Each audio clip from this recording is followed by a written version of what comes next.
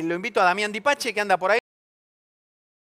Damián, vení, pasá nomás. Ahí está, Damián Dipache, que ahí estamos viendo parte de su currículum. Es economista, es director en Focus Market, columnista especializado en economía en América TV, A24, Radio La Red, en Viale 910 también. Autor de Economía Pyme, Pensar en Grande Siendo Pequeños. El futuro del comercio minorista. Tenés un montón de cosas, no termino más. El comercio minorista en Argentina, Marketing Extraordinario, El lado oculto y futuro de los mercados. Publicados todos por Editorial Eudeva. Así que bueno, yo varias veces estuve con vos, Damián, distintas entrevistas, y la verdad que siempre, y lo hablamos un poquito antes de arrancar, sos un tipo que además, digo, tómenlo los que nos están escuchando porque da buenos consejos.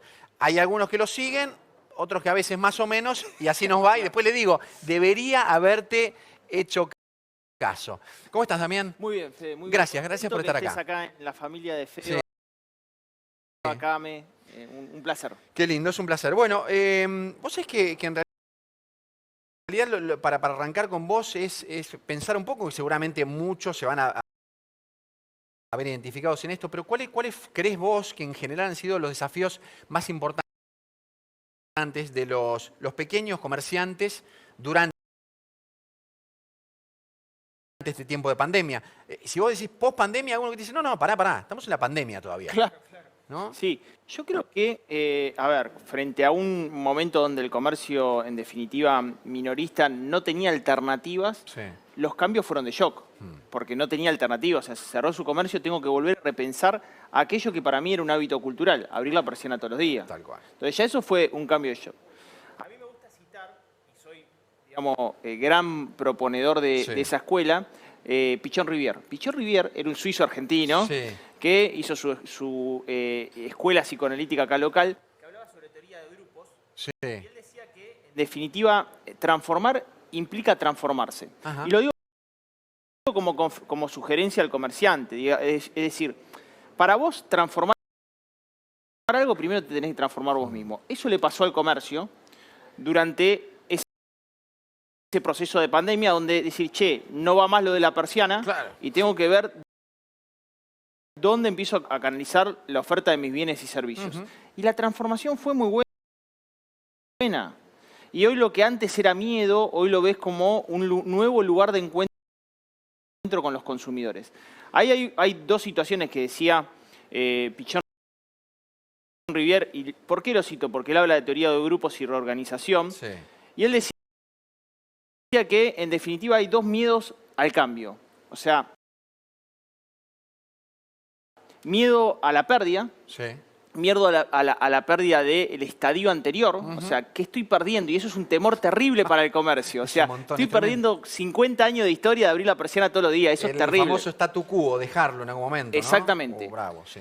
Y miedo al cambio en relación a la tensión que me genera transformarme. Porque, en definitiva, me tengo que transformar a algo que es un escenario desconocido. Bueno, todo eso el comerciante, Fede, no solamente lo transitó bien, sino que hoy es un backup que le va a quedar con un consumidor que, en definitiva, hoy lo que está ganando es mayor nivel de terreno sobre aquello digital que no estaba, que hoy ya está.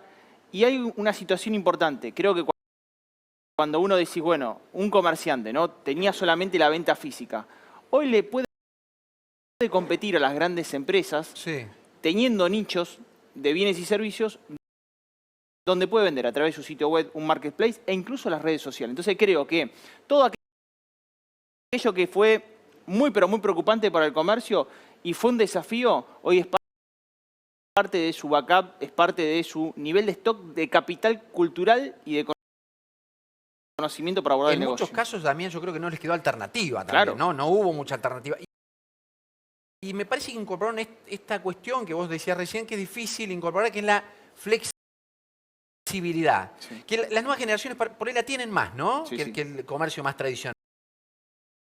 Esto de poder adaptarse al cambio, viste que hay muchas compañías, los unicornios, por ahí que van por acá un poquito, no funcionó, ¡pum!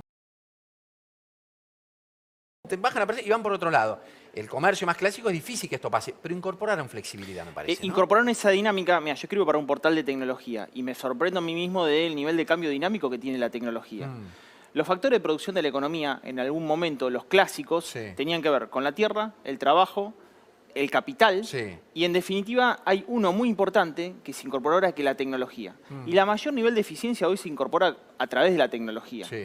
Entonces ahí yo digo que para el futuro, esa relación económica respecto a los factores de producción, la tecnología es donde lográs eficiencia y donde el cambio es más dinámico.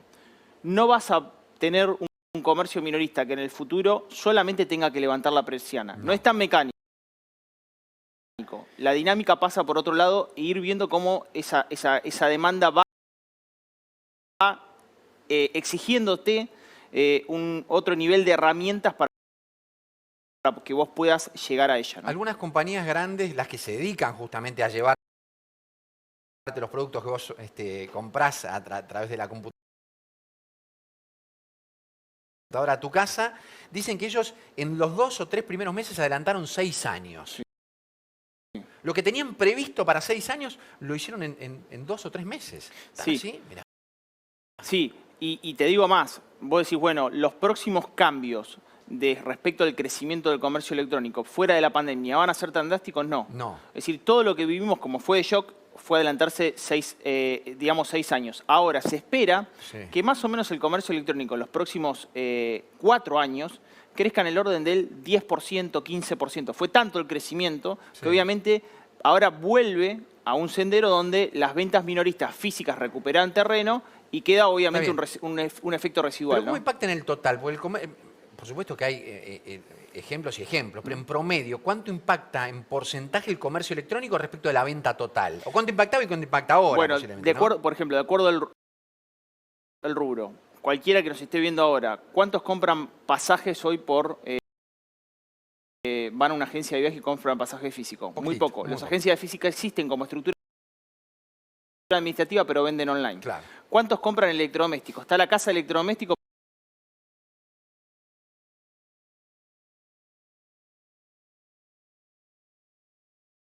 Pero todos compramos online a la casa electrodoméstico. La casa electrodoméstico se convirtió en un lugar de almacenaje, donde la logística es el criterio mucho más importante y hoy venden en forma digital. Vamos a consumo masivo. ¿Cuánto representa alimentos, bebida, artículos de limpieza y cuidado personal respecto al total? 4%, nada. 4%. 4%, nada. Mirá vos, Entonces, muy poco. De acuerdo al sector que veas, hubo un crecimiento muy grande o todavía hay mucho terreno por recorrer, ¿no? ¿Cómo es el comercio minorista hoy? En este momento estamos en noviembre de 2021 en nuestro país. Veo un comercio minorista que está teniendo grados de apertura, hay reapertura de comercio, eso es muy bueno, está creciendo el empleo en el sector comercial. Las ventas minoristas, de acuerdo a la CAM, están creciendo en el orden del 15%, 2,5% versus septiembre, y el dato es, necesita ese comercio recuperar volumen sin ninguna duda.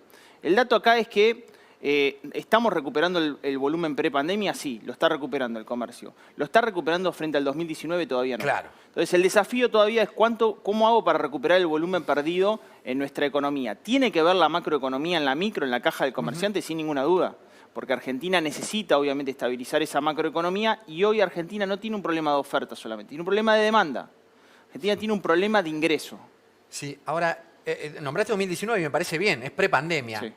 Pero a vos es como medio baja la vara 2019. 2019 era un año en Argentina ya que estábamos en caída, ¿no? Claro. ¿Ese debiera ser el espejo? ¿O ahora sí, y posiblemente un poquito cuando alcancemos 2019, después tenemos que mirar quizá 2017, ¿no? Bueno, si tomás el año 2017, fue el único año de crecimiento de la economía en la gestión Macri. El único año. El único, sí. Entonces, vamos a cruzar fuentes. Me gusta el juego. Vamos a cruzar fuentes. Si tomamos datos del IERAL... Y les planteamos a los televidentes, subirnos vos, Fede, y yo al DeLorean del Volver al Futuro. Recién en el año 2024, haciendo las cosas medianamente bien, vamos a recuperar el PBI del año 2017. Wow. Bajamos del DeLorean, nos vemos acá en el foro de FEBA. En el año 2017 y vos decís, che, ¿cómo estamos? De hecho, nos veíamos, y no estamos tan bien. Pero es lo que necesita Argentina recuperar. Entonces, la recuperación es lenta. En términos de PBI, ojo que este año se tenía previsto una recuperación del 6% y quizás estemos creciendo del 9%. Bueno. Entonces, ahí tenés una recuperación. Va a ser lento sin ninguna duda. Argentina necesita recuperar la inversión. Cuando vos me decís cómo está el comercio, del PBI el consumo representa el 75%. El 25% restante es inversión, exportaciones menos importaciones. Argentina necesita la inversión privada, necesita recuperar inversión, porque es ahí donde se va a generar... ¿Cómo se logra, Damián, eso? Bueno, yo creo que en los próximos años la clave es decir cómo yo logro, después de la situación política por la cual va a atravesar nuestro país, recuperar credibilidad con un sendero a mediano plazo, no solamente 2 años de gestión, mediano plazo. Es el gran desafío. ¿Cómo lo va a hacer la política y cómo lo va a intentar? También es un desafío de la propia política, no me corresponde a mí hacerlo. Quizás estaría bueno que se le hagas la pregunta a Gustavito Marangoni mañana. Sí, es cierto. y eso es verdad, pero también ahí tenés un factor, y seguramente mucha gente que nos mira está esperando una respuesta de tu parte, porque a todos y al comercio minorista, fundamentalmente, el tema de la inflación es una guillotina permanente.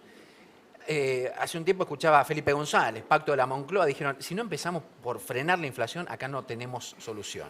Fue ese el elemento. ¿No te parece que la inflación es un elemento determinante para pensar en el futuro? Mirá, hay dos factores que en Argentina están siempre presentes, inflación e inseguridad. Sí. Como me corresponde hablar de la inflación, que es la economía, ¿qué es lo que te está pasando en los últimos años en Argentina? Bueno, que se ha acelerado. O sea, la variación de precios cada vez mayor y el nivel es mayor. Sí. Y obviamente la situación macroeconómica, reservas del Banco Central de la República Argentina y situación de emisión para financiar el déficit cada vez mayor. Mientras nosotros pensemos que la multicausalidad es la razón por la cual los precios suben, estamos pifiados. Mirá, estoy haciendo un informe que en el caso de FEBA y CAME han abordado durante mucho tiempo, que es la concentración económica en las grandes superficies, grandes cadenas o en las grandes empresas de alimentos. Entonces, recién lo escuchaba al presidente de CAME y al presidente de FEBA que decían, bueno, la pyme es tomadora de precios. Sí. ¿Bien? Entonces, en definitiva, está dependiendo del precio del listado de precios. Es así, totalmente. Ahora, ¿eso solamente es inflacionario? Lo cruzo con Brasil y lo cruzo con Chile, lo cruzo con Uruguay y lo cruzo con España. Sí. También existe la concentración económica en esos países que le hacen daño a las pymes en su estructura de costos. Pero ¿por qué la inflación en esos países es de un dígito y por qué acá es del 54%? Entonces, no es el único factor y evidentemente la causa... No hay que abordar solamente los efectos, sino las causas, está en la situación fiscal y monetaria en nuestro país. Si vos ves la cantidad de emisión de pesos en el actual contexto, es como que yo te invite ahora a un fogón, pongo acá un fogón y de pronto empiezo a lanzar pesos en el fuego. Obviamente lo voy a avivar el fuego. Sí, claro. Bien. ¿Cómo hago yo para de alguna manera reducir esa cantidad de fuego sobre el nivel de precio? Bueno, restarle emisión monetaria porque obviamente es lo que aviva los precios. Argentina tiene que ir obviamente a un sendero de baja de su déficit fiscal para que esos pesos no sobrecalienten los precios de la economía, ¿no? ¿Te acordás cuando alguien durante el gobierno de Macri, yo no me acuerdo si fue... Bueno, no me voy a acordar el nombre en este momento, pero alguien dijo hay que bajarle un poco la calentura de la economía, ¿no? Como enfriar un poco y se le vinieron todos encima. ¿Cómo vas a enfriar? Si hay consumo es lo mejor que le puede pasar a un país, ¿no? Pero a veces es cierto, es esto, depende cómo esté. Bueno, ¿qué pasó? El fogón de la economía. Claro, en aquel momento lo que se hizo para enfriar la economía, pegar un salto total de tasa. Claro. Pero tenías un fenómeno también importante, ¿por qué? Porque desgraciadamente, Argentina no logró acuerdos internacionales y los pesos que estaban en el LEVAC habían salido al mercado y había que elevar tasa para que no sigan circulando. Ojo que ahora estamos en una situación del ELIC. Hay un buen informe de LSG de esta semana que muestra que por cada 1,4 pesos de intereses que le pagamos por la ELIC y pases, intereses, tenemos un peso de emisión. Claro. Si estamos pagando más de intereses que de emisión monetaria. Todo eso en algún momento puede ir y obviamente va a sobrecalentar el nivel de precio. Quiero preguntarte respecto de cómo las cuestiones o los cambios sociales y culturales que hubo durante la pandemia, algo hablaste al principio, pero sobre todo cómo impactan esos cambios sociales y culturales en nuestras decisiones, en la toma de decisiones a nivel económico. Bueno, analicemos como si fuese una especie de sociólogo qué es lo que estuvo pensando y qué es lo que tenemos que tener en cuenta. Vamos a el caso del trabajo híbrido. Sí. Si el empleo es un factor de la producción, el trabajo es un factor de la producción, es el que genera ingreso, desde el punto de vista social tiene su desempeño importante y desde el punto de vista del comercio también. Por ejemplo, ¿yo me traslado todos los días al centro o estoy algunas veces en casa y otras veces viajo al centro? Es lo que está sucediendo ahora. Pasamos a la relación híbrida. Sí. Quiere decir que eso favorece el consumo de cercanía, el consumo cercano al hogar. ¿Favorece al pequeño? Sí, porque como te dije, el desafío el año pasado fue que yo tenga el WhatsApp del comerciante o tenga su red social y le pueda hacer un pedido y que me llegue a la puerta de mi casa. O al revés, ir a buscarlo, piquit, lo retiro directamente del punto de venta. Mirá cómo cambia la relación económica respecto a ese comercio de cercanía. El comercio de cercanía, obviamente, hoy tiene una oportunidad enorme en ese contexto. Segundo factor que tenemos que analizar en relación a esos cambios sociales. Hay un punto muy... ¿El comerciante de cercanía tiene que esperar que el cliente venga o cómo hace para aprovechar esta situación? ¿Va a volantear? ¿Qué hace? No, no hay más volante. Hoy el volante es digital. Las redes sociales es el boca a boca del pasado. Entonces, lo que hoy hace un comerciante es, si no quiere incrementar su nivel de clientes potenciales, publique incluso zonalmente a través de lo que puede ser Facebook, WhatsApp, Instagram y llega a esa localidad cercana. Si tenés un sitio web, fíjate lo que fue el apagón. No podés dejar de tener un sitio web porque frente a un foro que aborda la transformación digital, cuando fue el apagón de Instagram y Facebook se perdieron millones y millones de facturación. Tremendo. Los que tenían el sitio web arrastraban la facturación que el resto perdía. Tal cual. Entonces no podés quedarte solamente con una herramienta. Y Marketplace. Bueno, muchos utilizan lo que es, por ejemplo, no sé, Mercado Libre o Mercado Shop, que te permite tener un sitio sin costo y vos pagás una comisión por venta y te permite otro grado de exhibición. Vos decís, Damián, de todas estas herramientas que vos decís, ¿cuál tendrías? Todas. Todas, porque voy a llegar a diferentes segmentos del consumo y de la demanda y me parece importante tenerlas en el actual contexto, ¿no? La bola de cristal no la tenés. No, pero tenés elementos para analizar lo que puede pasar en 2022. ¿Qué perspectiva ves con cómo estamos ahora? Perspectiva económica año 2022. ¿Se puede crecer sin dólares? No. Te explico por qué. Porque por cada punto que crece la economía necesitas 3 de importación. ¿Cómo estamos en términos de reservas netas? Casi muy bajo. Muy bajo.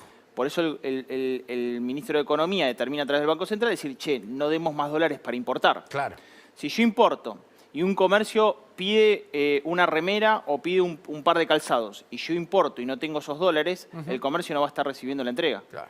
Porque me está faltando un insumo materia prima. Entonces, Argentina debe reconducir su relación con los organismos internacionales de deuda, tratar de recuperar salir de esa restricción externa, típica de Argentina, restricción externa, para que el comercio crezca. Claro. Si nosotros no solucionamos eso, Fede, el año que viene, frente a un rebote de la economía que podría estar este año en el 9%, estaríamos creciendo, incluso en el propio presupuesto del Martín Guzmán, en el orden del 3,3%. El FMI ve un 2,5% de crecimiento. Para Argentina es clave recuperar ese nivel de reservas para que no se caiga el nivel de importaciones. Argentina, reitero, por cada punto que crece necesita 3 por importar. Y para el comercio eso es básico. El comercio no produce, el comercio es un intermediario entre el industrial, que es el que trae ese insumo materia prima para poder en marcha su producción. Háblame también del gasto de los hogares, cómo está compuesto el gasto hoy de los hogares en Argentina, o el promedio, y cuál es el nivel de ingreso de los argentinos en este momento. Bueno, si vos tomás el salario promedio de Argentina, 91.000 pesos brutos.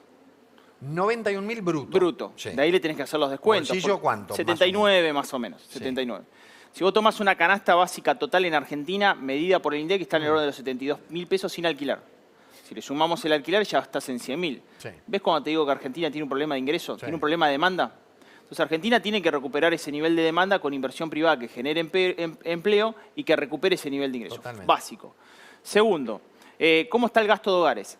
Vos fíjate que en esta última etapa, que te decía recién, para tratar de expandir el gasto público, el gobierno de alguna manera recurre a emitir más pesos, ¿no? Entonces, ¿esos pesos están mostrando una recuperación en la economía? Sí, están mostrando recuperación en la economía, pero hay un dato de Prisma, que es el procesamiento del postnet que tienen los comerciantes, tarjeta de crédito, que es elocuente.